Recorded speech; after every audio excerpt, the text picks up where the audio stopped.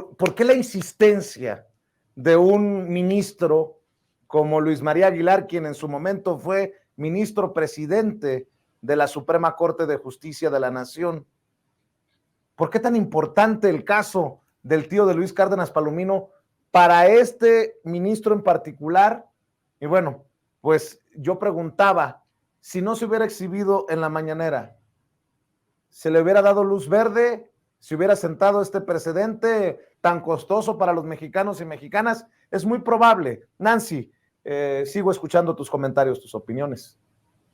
Pues sobre todo, Vicente, esta parte que tiene que ver con el hecho de que se daña la hacienda pública, es decir, no se daña al presidente de la República, no se daña al gobierno federal, se daña al pueblo de México, porque la hacienda pública pues es el dinero de todas y todos. Y yo creo que en este caso específico se ha puesto la lupa en un poder que suele tomar este tipo de decisiones tan relevantes para los mexicanos y las mexicanas desde una tribuna muy discrecional, sin rendir cuentas a nadie, porque aquí lo que debería de ocurrir desde la propia Suprema Corte de Justicia de la Nación, a través de su Consejo de la Judicatura Federal, es abrirle una investigación al ministro Luis María Aguilar, porque no tiene ninguna lógica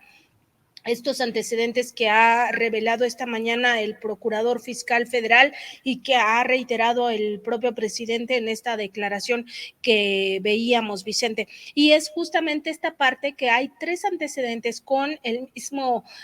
recurso, la misma discusión, son antecedentes de proyecto que presenta el mismo ministro. No estamos hablando de que primero fue un ministro y después otra ministra y después otro, no, en los 3 antecedentes era el propio ministro Luis María Aguilar presentando estos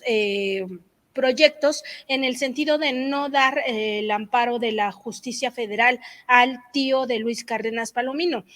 sino que más bien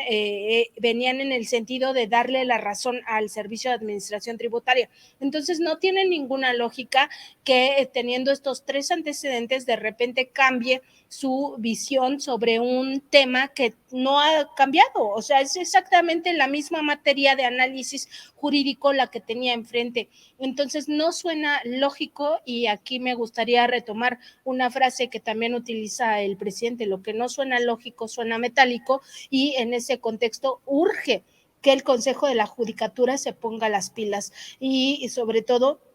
empiece a hacer un análisis de los posibles visos de corrupción que hay en este tipo de decisiones. Aquí yo